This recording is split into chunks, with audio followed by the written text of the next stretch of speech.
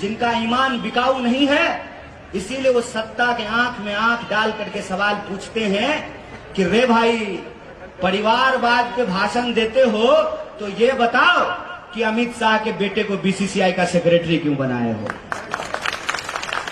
ये बताओ कि 45 साल में देश में सबसे ज्यादा बेकारी क्यों है? ये बताओ कि 22 बार गुजरात के अंदर प्रश्न पत्र लीक क्यों हुआ है? ये बताओ कि जब देश में महामारी फैली हुई थी तो अहमदाबाद के सिविल अस्पताल में लोगों को ऑक्सीजन सिलेंडर क्यों नहीं मिल रहा था? मैं आपके बीच में कुछ बेचने नहीं आया हूं, मैं सिर्फ आपको ये कहने आया हूं, मुझे गुजराती नहीं आती है, मैंने गुजराती नहीं आवड़ते, तो इतनी समझ में आती है कि ये कह रहा था कि मेरा कमर खराब है, तो पैर खराब है, तो मुझे बैठकर बोलने की इजाजत दीजिए। देख भाई, पैर खराब है तो चलेगा, ईमान खराब नहीं होना चाहिए। अब आप लोग बस बता दीजिए, मुझे नहीं कहना है, इस इंसान का ईमान खराब है क्या? थोड़ा धीरे बोल रहे हैं, कुछ डाउट है क्या? ईमान खराब है क्या? तो हमारे पास एक ऐसी आवाज है जो सिर्फ गुजरात में ही नहीं, पूरे देश में अन्याय के खिलाफ लड़ने के लिए मशहूर है। और इसीलिए ना, रात को आसाम से पुलिस आई। सिर्फ गुजरात की पुलिस आई लव यू नहीं बोलती है, आसाम की पुलिस भी आजकल इसको इलू इलू बोल रही है। आदरणीय प्रधानमंत्री जी की कृपा रही, जय शाह के पप्पा का मोहब्बत अगर इसी तरह से हम लोगों को मिलता रहा तो आसाम क्या 7 मुल्कों की पुलिस ढूंढेगी भाई साहब। क्या है ना कि 2 तरह के लोग हैं। एक वो लोग हैं जिनका ईमान बिकाऊ है, एक वो लोग हैं कि कोई ऐसा नोट छपा ही नहीं है कि हमारा ईमान खरीद ले। और आपने अभी देखा होगा कि जब पत्रकार नहीं खरीद पाते हैं ना, तो चैनल ही खरीद लेते हैं। ठीक है, कहते हैं कि दौर होता है हर चीज का। जब यहां पे माउंटबेटन आया था ना, तो उसको नहीं लगता था कि ब्रिटिश राज कभी समाप्त होगा।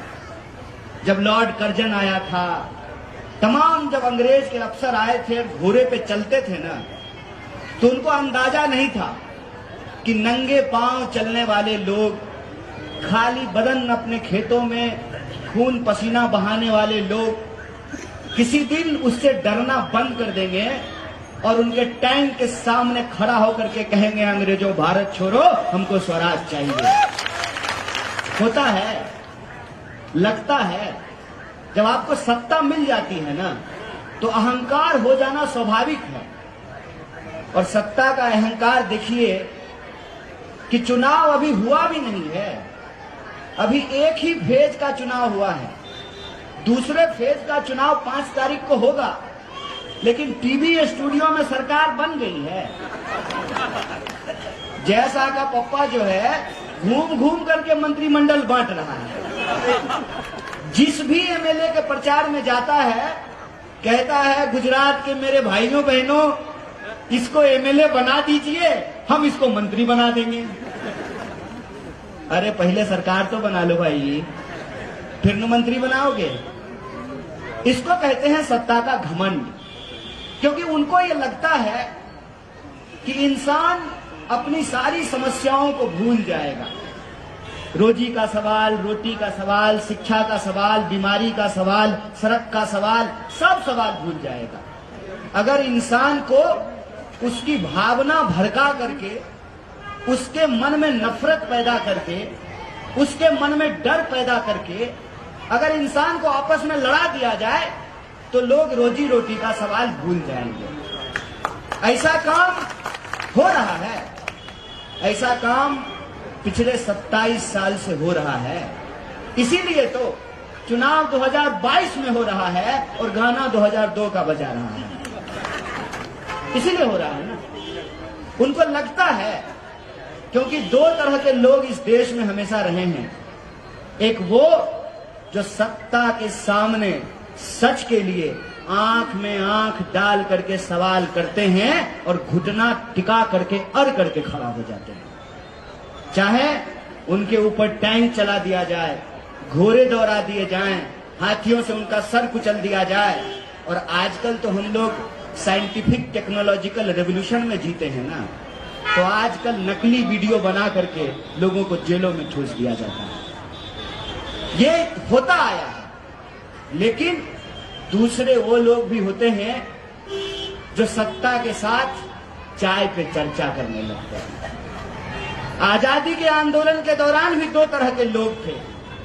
एक वो जो अंग्रेजों के खिलाफ जंग लड़ने, एक वो जो अंग्रेजों से पैसे लेकर के अंग्रेजों के लिए चापलूसी कर रहे थे, अंग्रेजों के लिए जासूसी कर रहे थे। आज 21वीं सदी में 2022 में भी दो तरह के लोग हैं।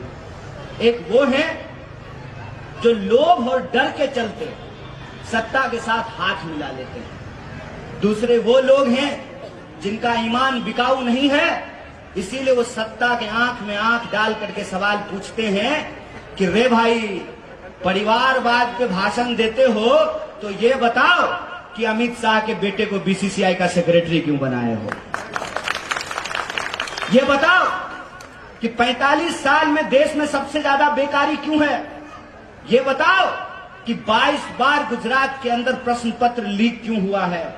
ये बताओ कि जब देश में महामारी फैली हुई थी तो अहमदाबाद के सिविल अस्पताल में लोगों को ऑक्सीजन सिलेंडर क्यों नहीं मिल रहा था?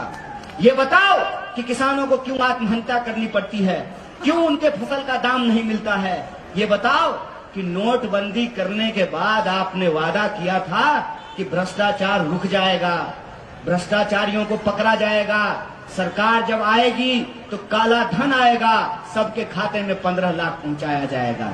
कितने लोगों के खाते में 15 लाख पहुंचाया? भाजपा का लोग आपसे वोट मांगने के लिए आए तो उसको बुलाइए, आ जाओ बैठो, थोड़ा हम भी चाय पे चर्चा कर लेते हैं। उसको कहिए कि हमारे खाते में 15 लाख रुपया नहीं आया है, तुम्हारे खाते में अगर 15 लाख आया है तो हम तुमको वोट देने के लिए तैयार हैं। खाओ मां का कसम और बताओ कि 15 लाख आया है कि नहीं खाया। पूछिए कि क्यों महंगाई बढ़ रही है। एक मैडम है स्मृति ईरानी, मैं चाहता हूं कि बुरा दिन फिर से आ जाए, 400 रुपए में सिलेंडर मिलने लगे और सिलेंडर लेकर के स्मृति ईरानी अहमदाबाद की सड़कों पे प्रदर्शन करना शुरू कर दें।